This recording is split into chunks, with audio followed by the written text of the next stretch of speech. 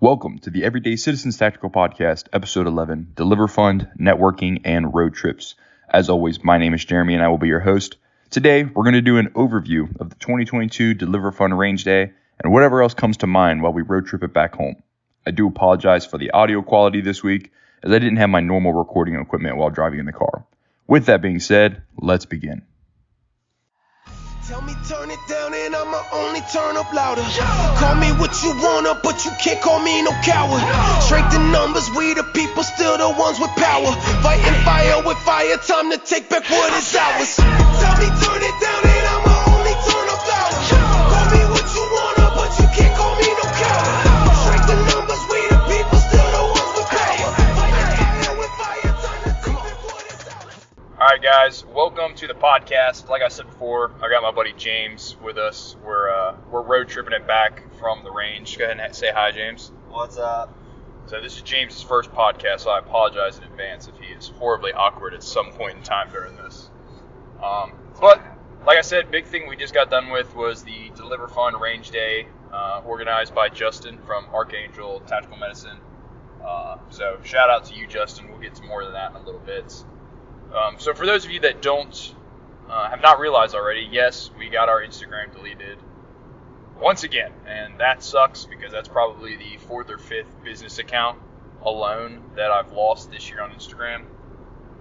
Hopefully, after some assistance from Comms and Logistics, he's helping me with some tech stuff right now, I'll be able to get back up on Instagram and we could stop this and really continue with the progression that I felt we've had this year in 2022. I think 2022 has been a really good year for the business. You know, we started the medical classes and whatnot. We dropped the IFACs. We've done some good networking. We gotta stop getting kicked off social media because unfortunately, this day and age, social media carries pretty much everything. But nonetheless, we'll get back into it. So the Deliver Fund. The Deliver Fund is a group or organization that fights human trafficking. And they do a ton of really good stuff. And like I said, Justin from Archangel Tactical Medicine, he put on this event today. It was a range day. He had a bunch of different instructors come out, a bunch of different companies donate stuff. And it was, just a big range day. All of the proceeds for the things that people actually paid for, to do the range, and then the raffles of products that companies donate and whatnot. All of that went to the Deliver Fund. So that's really awesome. James won something. What'd you win in the donation? I'm sorry, in the raffle. Or what was that flag that I you didn't got? win. Oh, The one Justin gave that to me. I didn't win it. Oh, okay. Because I tossed a bunch of fucking money into it. What was the flag, though? I don't remember. The yellow one. It's the cat flag. Cat flag. Gotcha. But, so there was a ton of guys out there. Let's see. We had Maddie from the Red Letter Project. We had Joey from Gray Fighter. And then we had Jay from HSG, Holistic Group Solutions, I guess. HSG. Jay. Holistic Solutions Group. No. HSG. Yeah. Sorry, Jay. We didn't mean to mess that up. So those were the three big instructors that were there. We'll get into them a little bit more. Big shout out to those guys for coming out. It was really, really cool to see just the different aspects that they brought to the table. Normally you sign up for a class, and although today wasn't necessarily a class you signed up for, it was more of a fundraiser style range events. It was cool just to see the different instructing styles back to back to back with the three instructors that we had, and the things that we actually covered in those classes. One thing with like Joey, we were doing like a ton of rifle stuff, but he also brought a lot of things like anti-terrorism and intelligence and like that kind of aspect to it. And then we immediately, at least for our group, rolled over to Maddie with the Red Letter, and we did a ton of pistol dynamic stuff. And then she ran us through some USVA style drills. And then, after we came back from dinner, we went out with Jay and did vehicle stuff. So it was a very diverse day, for sure. You got to use your gear in a lot of different aspects. What would you say probably your favorite part was? James is a damn good shooter. He's like fast. shooting. He just likes shooting. I think getting around the vehicles was probably my favorite part. Not as like a favorite on any of the instructors, but I love shooting around vehicles. Working in and around vehicles is always a good time. time. Yeah, I favor the tactical and dynamic side of shooting a lot. So getting around the vehicle, shooting, moving, communicating, working with a partner. I personally really like that. So for the range, we split up into two groups. It was more of like a beginner and intermediate group, and then a more advanced group based on what guys said they were capable of during signups. And the advanced group that we were running with was pretty squared away, I'd say. It was a really good group. It's really cool to come together with guys that you don't know like that and just see like the gear that they bring to the table, and then what are their skill sets. And it's humbling to go to an event like that, and you're like, oh, you may be one of the better or best shooters of your immediate group of friends back home or whatever it is, but then you go to a class or you go to an event and there's a ton of other guys like you, and you're like, you kind of step back and you're like, oh, I'm not the coolest thing since sliced bread. I'm not John Wick. I'm not John Wick. Everybody here is John Wick apparently. So, but James is definitely one of the faster shooters there between him, Jake, maybe one other guy that I probably can't remember his name. Duck. Well, Duck's a fast shooter too, yeah, for sure, especially on the USBA style stuff. We've been to a couple events now where the unlucky Duck has been there, so I'm glad we got to see him multiple times. But yeah, it's cool to see the gear that a lot of guys bring to the table, especially at like the more advanced stage. Guys are running good name brand gear. You don't have to like. At least I really didn't look at a lot of people's gear, and I was like, why do they have that set up that way? Like everybody's gear was pretty squared away, I would say. I would agree. And everybody was running name brand stuff. We saw a lot of Velocity, a lot of S-Tac, a lot of T-Rex arms. So guys were squared away, which was awesome to see. I know Justin definitely plans to do more of them in the future. But I think he said he was going to possibly dive into like doing different organizations every time he does it, because he wants to, share the love. So definitely keep an eye out on Justin's page over at Archangel Tactical Medicine, and then the Deliver Fund Range Day page, because a ton of content stuff's going to be going up over the next month or so. And I'm sure he'll have a ton of information to share. So once again, shout out to Justin for that. What would you, just kind of generally spit on here, conversation-wise, what do you think one of the bigger takeaways was from class, as far as just like seeing everybody else? Just like you said, it's just more humbling being one of the better shooters of the group and then coming out. Everybody's pretty equivalent. Yeah. Pretty equivalent to you are. And it's just like, well, I have work to do. Yeah, for sure. I know for me personally, I've, especially over the past 2 years, I've been in an instructor role a lot. So it was nice for me to step back and be in the student role and realize some things I've either become laxed on that I used to have, tightened up, or, even learning new things. Because I know even like when we go to the range and whatnot, I'm running drills, I write the drills that we do, so on and so forth. So, I may get a couple reps here and there, but I'm not getting, the consistency that everybody else is. So today, this trip was definitely very humbling for me to realize, hey, you've kind of fallen behind on as fast as you may were at one point in time. So, and I would definitely attribute that to some of my dry firing. I stand by it. Dry firing is really important. It's not an excuse, but over this past summer, moving on to the new farm and whatnot, I've just been riddled with projects. Just if I'm not at the firehouse, I'm outside doing work 9, 10, 11 hours a day, on top of everything else I do. And I definitely let my dry firing fall behind, which is not an excuse by any means, but now I know, like, hey, you need to get back on your dry fire. Step the fuck up. Another thing, let's see, you had a piece of gear come loose. I had a piece of gear come loose. What was it that you had come loose? Was it your laser? Yeah, during the nighttime portion. Yeah, my laser came loose. And then during the daytime portion, the screw came loose on my Surefire on my rifle, and it was just wobbling around, so I had to tighten that down. And then I lost a screw for my red dot on my pistol because my Glock 17 is an MOS. I've had that happen a couple times in the past, so I'm starting to notice trends. I don't know why, because I use blue Loctite on all of my screws. That MOS system is just pretty known for that. Yeah, I need to figure out how I'm going to adjust that, because I remember a long range day I had probably 4 or 5 months ago, and at the end of the day, I think my red dot damn near fell off.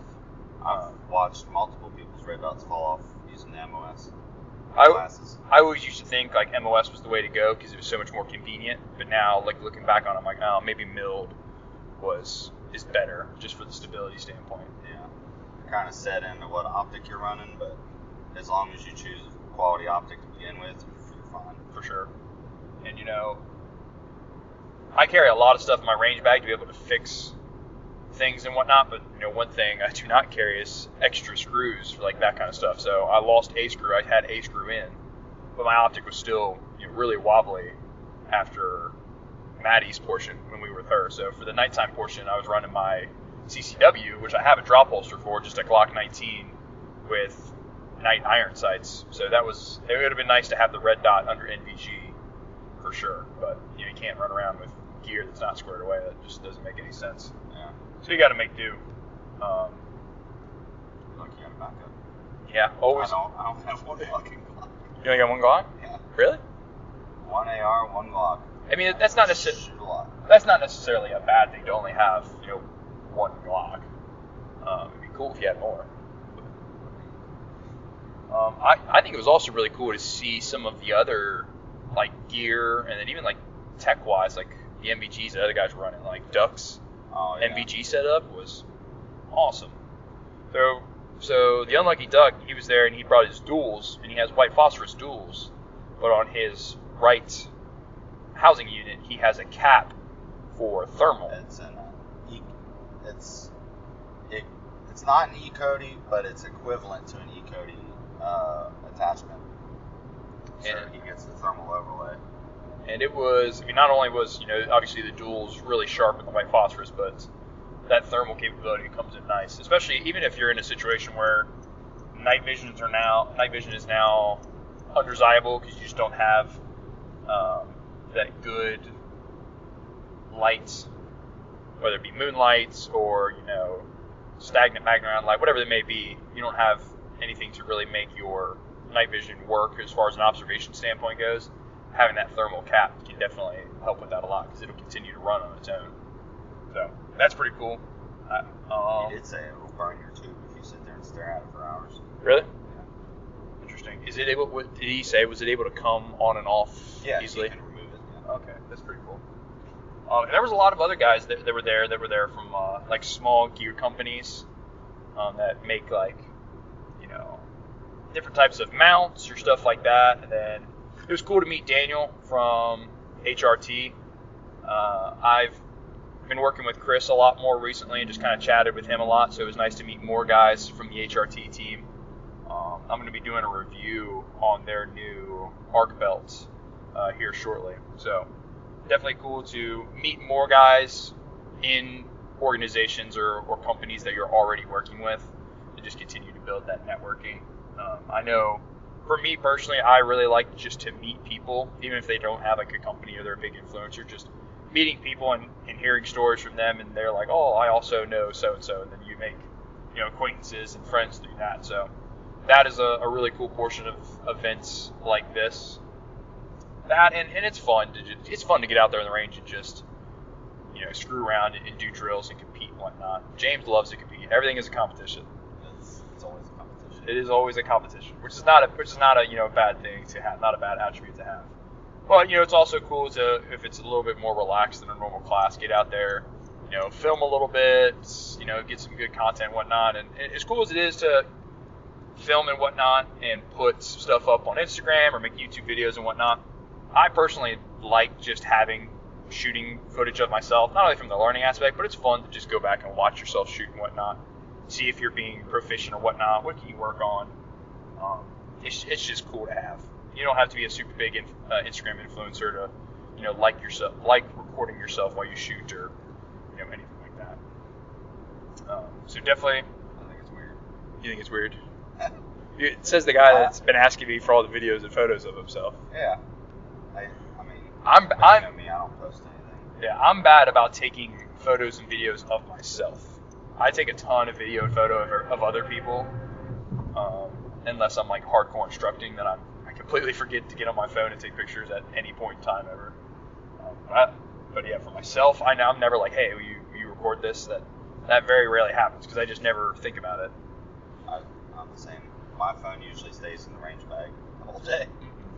And I was kind of more adamant about taking video and photo for this because I do plan to do a highlight style video of the range day to help Justin out and promote the idea and whatnot. So that's another thing that's going to be going out there. We got some highlights from all the instructors and whatnot, and all that kind of stuff.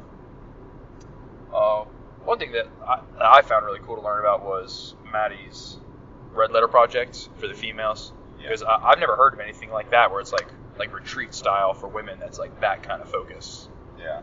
I think it's cool that it's more female focused to get them more comfortable. Mm-hmm. So Maddie from the red letter project, I'll talk on that for a second. The red letter project is kind of like this retreat, and I don't know a ton about it just from my one experience with her this range day. So if I screw something up, Maddie, my bad. But the red letter project is kind of a idea or retreat style event where they bring a bunch of women in, whether you're just a civilian, law enforcement, whatever it may be, and they bring you into a more comfortable environment for you to explore and learn about being confident and capable, self-defense, medical skills, all that kind of stuff. Because that kind of stuff is really important, and it's hard, even as boyfriends, husbands, brothers, and all that kind of stuff, to get some women involved and interested in that kind of stuff. You can only do so much with them, especially if you're a boyfriend or a husband. Your significant other only wants to listen to you so much. Yeah. So bringing somebody in there like Maddie, who's experienced, I learned that she was a fighter. She is a competition shooter. She does all this kind of stuff, and she is confident and knowledgeable. It's probably easier for women to go into that environment and be able to learn and open up a little bit easier. Plus, they're around other women and whatnot, which is good.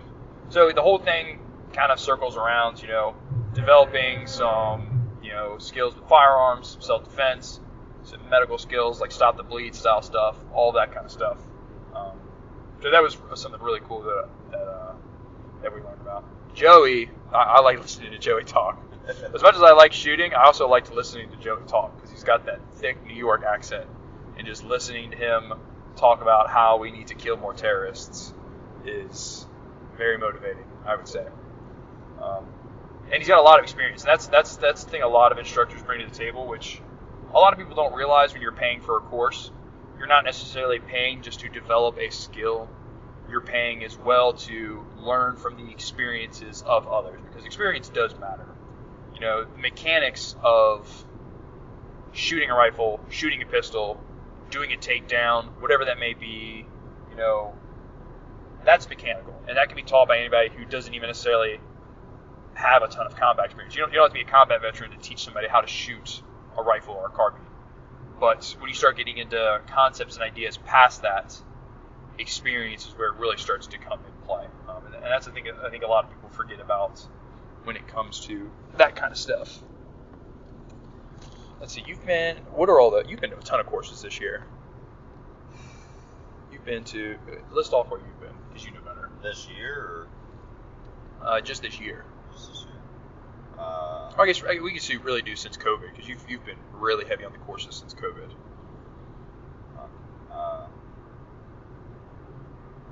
I did 2 classes with Travis Haley at Haley Strategic in Phoenix.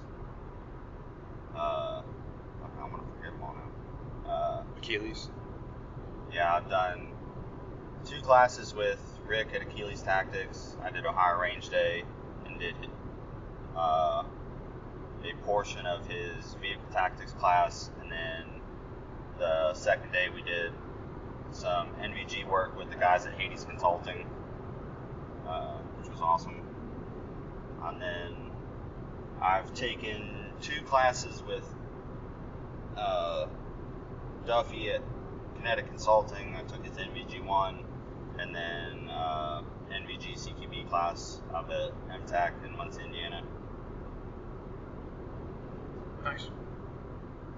Definitely very diverse on the class size. Yeah, on the class side. That's just 2 years. And now I've signed up for Tusk at Darcy. Tusk. That is the big one everybody's talking about right now is Tusk.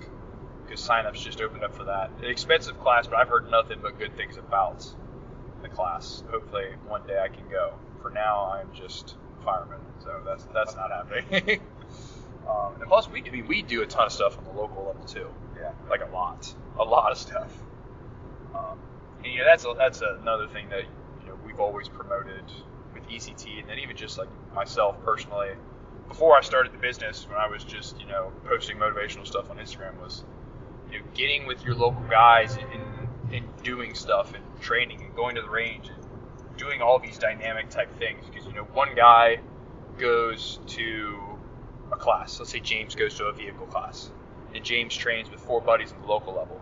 Well, now James comes back and shares some of that information that he learned from a vehicle class. One guy goes to One Shepherd and learns a ton about patrolling. He comes back and teaches about patrolling. And one guy's an EMT or a paramedic.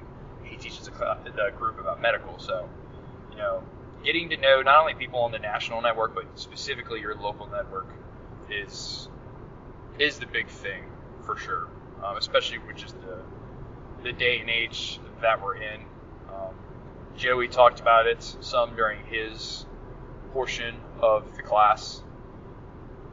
Terrorism, both foreign terrorism and domestic terrorism, whether it be far left or far right, is on the rise, and maybe not even necessarily the action of it at this point in time, but the idea of it is definitely on the rise. The idea is definitely being pushed around. I mean, even look at the riots we saw in 2020 and everything that's moved past that. Even like from the Roe v. Wade perspective, following Roe v. Wade, there was a ton of, by definition, terrorism acts against single mom support centers and churches and all that kind of stuff. Something the media doesn't report. Those places are being. Go ahead. James needs his energy drink. It's time. I don't know how you drink as many energy drinks as you do. Just pure hate. It's just flavor at this point. It doesn't do anything. But yeah, all these facilities and these churches and whatnot were, literally firebombed or, graffitied, or people were attacked leaving those facilities and whatnot. So that kind of stuff is on the rise. And even just outside of the random active shooter stuff that we deal with, political terrorism is a big thing right now, specifically if you live in the bigger cities. Obviously, if you live in a cornfield town of 500 people, you don't have to worry about that kind of stuff as much. You may to some extent, but not as much as if you live in the suburban areas of downtown Chicago. So a very different aspect, but it was cool to listen to Joey talk about that kind of stuff. I think the story about France, the Paris attacks, was really cool, because I knew of the attacks, but I didn't know that kind of like details about it. Yeah, just trying to put stuff into perspective, and basically saying that stuff is more than likely to be coming over here within the coming years. So Joey worked on the anti-terrorism unit. Joey from Grey Fighter. He worked on the anti-terrorism teams in New York when he was part of the NYPD, and then he's moved on to the Air Marshals and other stuff like that. So he's worked with a ton of foreign agencies, a ton of domestic agencies, all that kind of stuff. He's a very knowledgeable, very experienced guy. And he brought a lot of that reality to us. Like, hey, this is what's happening in Europe. This is the trends we're seeing. This is probably what's coming to America in the foreseeable future. And that's something, as gun owners of America, being citizens of this considerable free country, is freer than others. We have a responsibility as firearm owners and as tactically minded, whether civilian or professionals, to be prepared, be diligent, and be ready when that fight comes to us. Because unfortunately, the reality is a lot of people don't think the way a lot of like I or James thinks, and probably a lot of you that are listening to this, as far as preparedness and training and all that kind of stuff. And you got to be ready for it.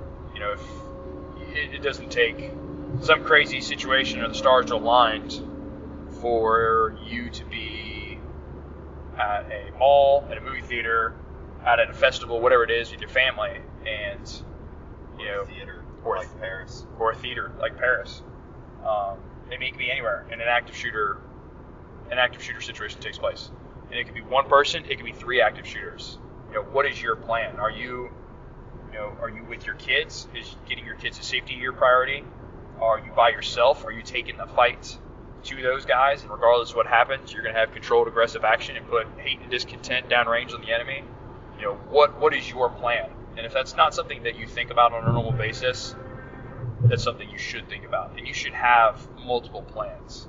Like I said, how you react when you're by yourself is different how you react when you're with your girlfriend or your wife. How you react when you have your kids is even different than how you react when you're with your wife and your kids. Is your wife's responsibility to get the kids to safety, and you are to stand your ground and take on the threats. Are you escorting your wife and kids out? What is your plan? Is your wife capable and competent enough to escort those kids to safety if you were to stay behind and try to help people? And that's something that you should have a conversation with your significant other about. And it doesn't have to be a full, detailed breakdown plan. This is what we do. I mean, it could be. But just having a general idea and having the real life conversation with them, like, hey, this is a possibility. What do you think? What are you comfortable with? What do you want to do? And get the wheels turning. Because whether it's your wife, your husband, your girlfriend, your boyfriend, whatever it is, that is a whole other half to your life. And specifically for my guys, no offense to the women, but specifically to the guys, your woman is your responsibility. And if that's not your mindset, you need to change your mindset. She is your responsibility. Her safety and protection is your responsibility. Now, she should be capable, and you should encourage her to be capable of doing those things herself. But at the end of the day, that is also your responsibility. That's just my mindset. Maybe I'm an old man. It's your job as a man. That is your job as a man, and I don't think I'll ever change my opinion on that. So, a little bit of a sidetrack on that, but definitely good things with Joey. I liked having Jay as an instructor too. Very experienced guy. I like when instructors get kind of scientific and technical, like he was talking about ballistics and whatnot with different parts of the vehicles and whatnot. I like that he made the differentials between modern and old cars. Yeah. Which made sense to me a lot too. Being a fireman, we do vehicle extrications and stuff like that, and we need to understand the general makeups of a lot of cars. And there is a big difference in not only not only years and models of the specific car, but even vehicle to vehicle. The newer cars, especially SUVs, will stop a good amount of rounds, especially like your A, B, and C pillars. For sure. Like at Ohio Range Day, we watched Rick from Achilles Tactics literally mag dump an entire mag of M855 green tip at 3 yards into the B pillar, and not a single fucking round hit the target on the other side. And it was like, oh my god. And even as a concealed carrier, you don't have to be a high-speed cool guy or a cop or whatever it might be to understand those kind of dynamics with vehicles, how to work around vehicles, what are my strong points of vehicles. What is the difference between true concealment and true cover? Because that's, as much as it's been preached specifically to the military side of the community, a lot of guys don't realize that just general walls that make up commercial buildings, and specifically residential buildings, that is not cover. That is concealment. Now, this is a theory I've always had. I never really put it into words. Is that concealment, in a sense, could be cover, not ballistically though. So, like if I am hiding behind drywall, like I'm around a wall, if in my mind, if I am engaging a target and they disappear behind the wall, I am not going to just start mag dumping into the wall because I'm not able to identify what is on the other side of that wall. That is probably going to be different from a bad guy's perspective. But even in the same thing, if you look at it from the mindset perspective, are you really going to waste ammo? Even if you're a bad guy with no training, are you really going to waste ammo just dumping into walls if you can't see who you're trying to shoot? That's not to say that that will always be the case, but, you know, at the same time, sometimes concealing yourself is cover mentally, not ballistically. Yeah. It's very important to make that distinction. That is not ballistic cover. There are videos of like shootouts taking place in like gas stations, and people will literally try and shoot over or around like the aisles and the shelving units that's just filled with chip bags. Yeah. Like, they don't even think to shoot through it. They're trying to find you and go around it. And that's part of just It's odd. that's part of just that mental game. Even without training, when you're engaging a threat, you naturally think to yourself, like, I need to see what I'm shooting at. It's like, if I'm just shooting at nothing, what I'm doing is pointless. That's kind of just that reaction that a lot of humans have. But nonetheless, being, you know, that responsible citizen and whatnot, you should understand all those dynamic things. And going to courses and stuff like this, and listening to those with experience and, you know, professionals and whatnot, you know, helps you understand a lot of that kind of stuff.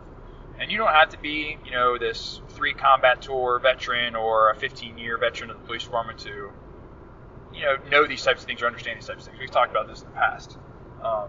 You know, who dictates what makes a good concealed carry instructor? Concealed carry is not a profession. You know, you could argue that guys who have done PSD work and stuff like that are going to be, you know, a little bit more qualified to speak on that kind of stuff, but what makes good concealed carry instructors are those with diverse knowledge sets and have concealed carry consistently for a very long period of time. If you've been concealed carrying for 5 years, and you know you also are a jiu-jitsu guy, and you've gone to a couple vehicle classes, and you know so on and so forth, are you competent to speak about concealed carry? I would say so. How many people truly have, you know, concealed carry combats, you know, interactions? Not a ton. I mean, there's more than you would imagine. You know, concealed carry weapons get used a lot, but like for me personally, I've pulled my concealed carry twice in life before off duty, but I've never had to engage with my pistol. I was able to de-escalate or stop a situation with pulling my concealed carry. So, you know, am I not qualified to speak about concealed carry, even all of my professional experience aside, just because I've never pulled the trigger with my concealed carry? So that's just my opinion about it. If what you're saying makes sense, in that opinion and or thought process derived either from your own experience or the experiences of others, you know, it doesn't really matter. I don't know, what are your thoughts on that kind of stuff, as far as just experience and instructors and that? Well, I mean, CCW-wise, it's not like there's a whole lot of CCW holders out there with like multiple bodies on them. Yeah. So,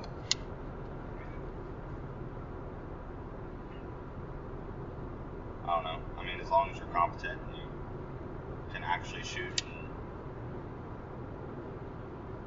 know what you're talking about, not sputting utter bullshit, why not? And there are times and places, categories of like things that you need to be experienced in to teach. Like, if you're teaching a vehicle class, you need to be a guy who has dynamically worked in and out of vehicles.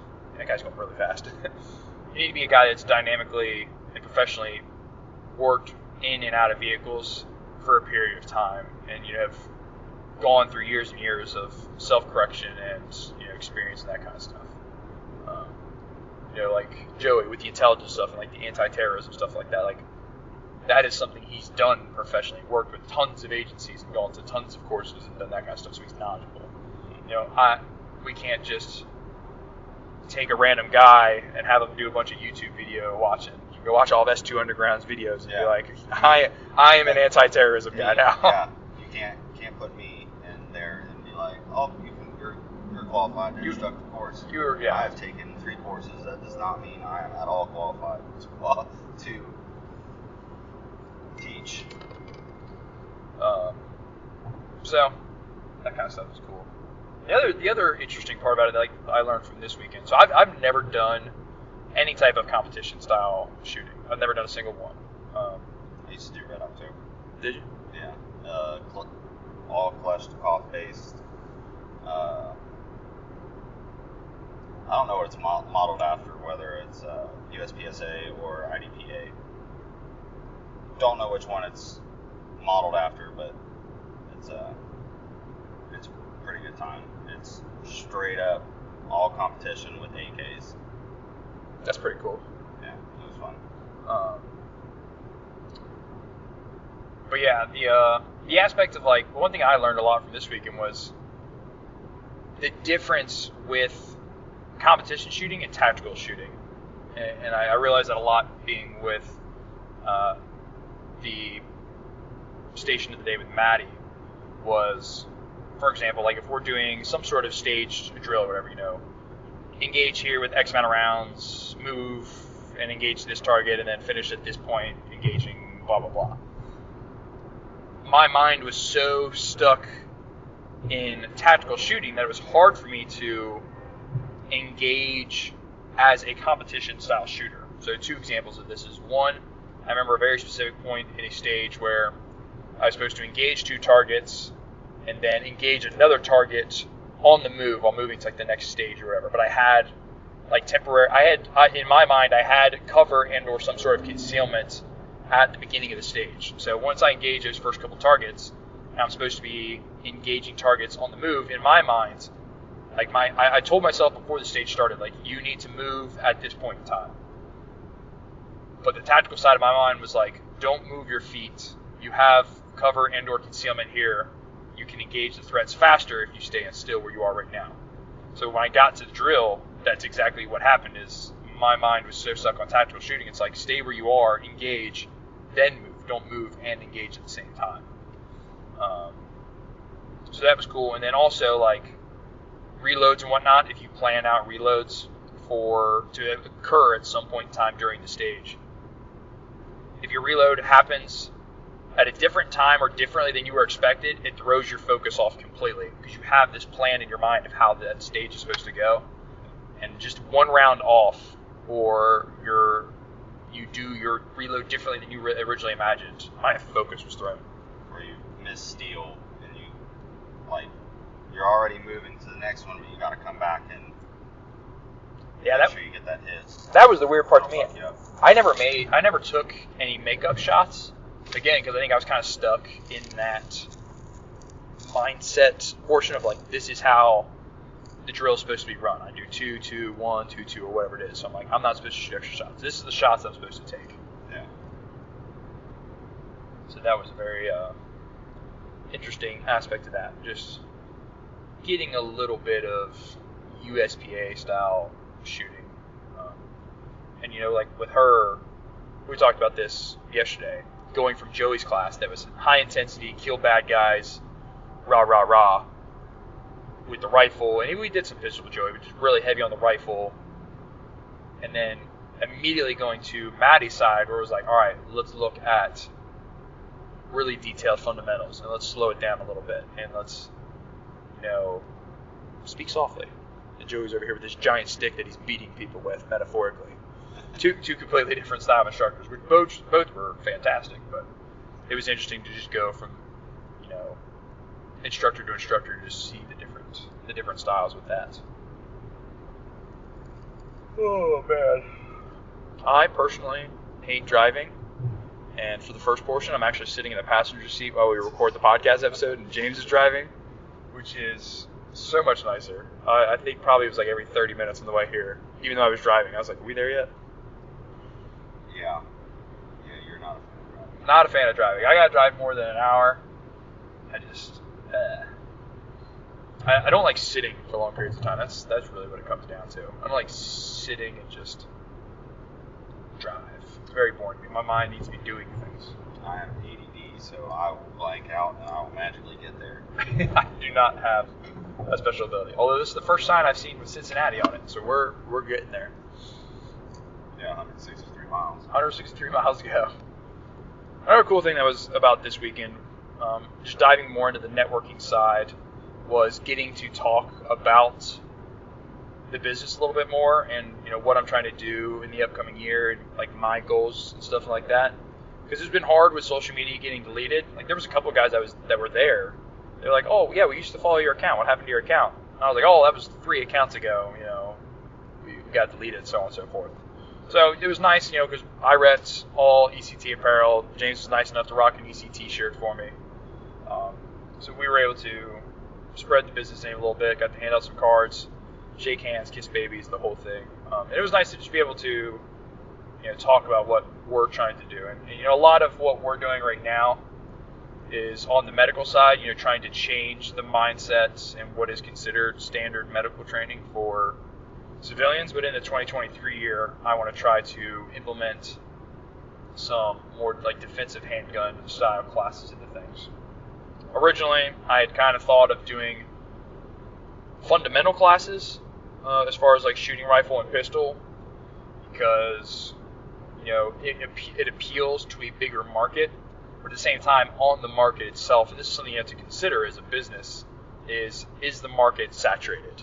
It is very, very saturated. There's a ton of guys and a ton of companies, and this isn't necessarily a bad thing, but there's a ton of companies that teach a lot of bring 500 rounds for this, 6-hour range. I'm going to teach you how to shoot a pistol really good, which there's nothing wrong with that. You should take those style of courses. But, I want to be, a little more different as far as the direction of the company, for our defensive handgun style classes, regardless of whatever the final name of the curriculum we come up with. I want it to be more concealed carry skill based. I want guys to understand, a little bit of ballistics as far as walls and vehicles go. I want them to understand using your CCW from like a grappling perspective, firing from uncomfortable positions, drawing from your concealed carry from sitting, from, getting knocked to your back, all that kind of stuff, and develop a skill set, because those are the types of things that a lot of people don't talk about, especially on the beginner level. And that's something I want to bring to, the market and the community of what is, the firearms community, is bringing that skill set to mind and making truly tactical civilians. And I use that a lot. Even as a military guy, I truly believe that civilians should be tactical. You cannot rely on others to protect and serve you in a sense. Especially in this day and age, a lot of EMS services are stretched really thin. Staffing is a problem. Same thing on the police side. Regardless of whatever your opinion is on police, staffing is struggling. It's bad. It's bad. And not to mention, I'll call out my own, brothers in red and blue, is that a lot of guys are lazy. They are. There's a lot of guys that are out of shape, both on the fire and the police side. There's a lot of guys that don't take their training seriously. There's guys that don't push themselves. That goes on both sides. And, there will never be a day where I'm not preaching that. Yeah. This is being general because I'm fat phobic, but if you're a law enforcement officer and you can't see your fucking zipper, you have a problem and you need to fix yourself. For sure. And developing skills, even outside of your firearm, grappling and stuff like that, is a tool in the toolbox that makes your life less difficult. There's a lot of police that they have two options. They're either going to conversate with you in a sense, or they're going to panic and guns are going to get pulled. And that's not all. That's not to say that every time you come in contact with a cop, a gun is going to get pulled. But if you're, and it's hard because it's case by case basis. It's really hard to make blanket statements. I think it's really what I'm trying to say is you should have more options than just pulling your gun. You should be confident grappling a single individual momentarily until you can get some backup. That's not to say that you need to be so good at grappling that you should be able to just, go straight to the mats with every single person you ever encounter on the street. Because the reality of restraining individuals and fighting individuals is it's a dogfight. And the biggest thing with that is, it comes from the conditioning side and the fitness side. Everybody that's listening that's, fought before knows that fights that last past 90 seconds, you will get tired. Like a true fight. If someone's trying to kill you, or someone's trying to take your gun or anything like that, that is just someone just trying to get away from you is. Oh yeah, even that. Oh yeah, even from that perspective, yeah, people just trying to stop people from running once you've got them is is also a hell of a fight. But even with that, you finally catch somebody that's trying to get away. Now they're in fight or flight. You've taken away their flight. Now their only option is fight.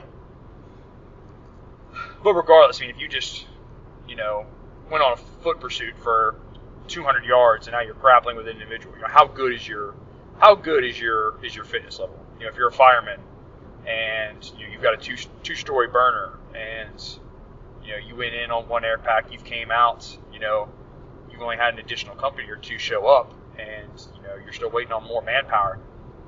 You got to be able to nut up, shut up, put that second pack on, and you're going to be tired regardless. That's not to say that you're never going to be tired, but you need to have that mental fortitude built to say, I know my body's tired, but this tank is still full, and I'm going to keep going. But wrapping back around, even civilians should have this type of mindset, because again, we go back to that situation. You're at the mall with your family, active shooter, and you're in a store with no external exit, which all stores have some sort of exit mainly, unless it's a multi-story store. You get backed into a corner. You need to be able to mentally focus, calm down, and tactically and efficiently either engage or evade that threat. Because if you haven't put yourself in that mindset, and you're trying to lead your wife and your 7-year-old out of a mall, and you're just a big, hot, scrambled mess, and you have no idea what the hell's going on, and now you're hyperventilating, and you're tired from doing a couple sprints from cover to cover or whatever it may be, that's not a good day. You're already going to be stressed enough as it is because of the situation. You're going to get tunnel vision, especially if it's your first time ever actually getting shot at or shooting at somebody. So the fitness side of that is something that you can control now. So you have no excuse not to do that. That's not to say you need to be a track star. It's not to say that you need to be a power lifter and, deadlift 600 pounds. But you need to be fit. And that is a very multifaceted front, to say the least. You got any thoughts on any of that? I just went on a monologue. I had an ADD moment, zoned out, so. I saw that you were staring. I didn't know if you were thinking of things to say or you were just staring at that one. I think that's really all I've got for the podcast front. I think we covered the range day pretty good. Yeah, it was a good time. Good time. Good people. Shout out to everybody that we got to meet. I definitely don't remember all of your names, but I will remember all of your faces for all the times I see you in the future. So glad I got to meet everybody. Glad I got to shoot with everybody. Definitely looking forward to more events like that in the future. Looking forward to hopefully networking with other companies and instructors and hopefully doing stuff in the future. We here at ECT, our young company, I only got another instructor or two currently with the company, and I do pretty much all the social media stuff. But so long as the world doesn't completely fall apart on us in 2023, which is very much up in the air, I think 2023 will be a good year as far as classes go and whatnot. I don't really ever foresee us being like a product company. Please don't. There's enough t-shirt companies. Yeah, I meant even like, let me come out with my version of the same exact sling for the 15th time. Like that kind of stuff. Yeah. We sell the IFACs and whatnot, and that was really, when I initially started this, specifically when I was writing the medical class curriculum, was I looked at a lot of IFACs on the market, and a lot of IFACs I felt, it was getting a little hot in here, a lot of IFACs on the market seem like they are skimmed down and aren't true shooter trauma IFACs, like something you could take straight from package to IFAC. That was definitely a hole that I wanted to fill. But outside of that, I don't ever foresee us being a product company. I see us doing training. I see us even just doing a lot of content. So long as I can, get enough classes going and whatnot to continue to run the company. I at the end of the day like making content and sharing knowledge online. As cheesy it is, I like the content creator side of things, and hopefully I continue to learn more about that and make better contacts, so on and so forth.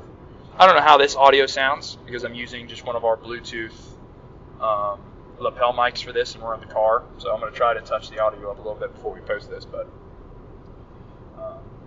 yeah, that's really all about all you got.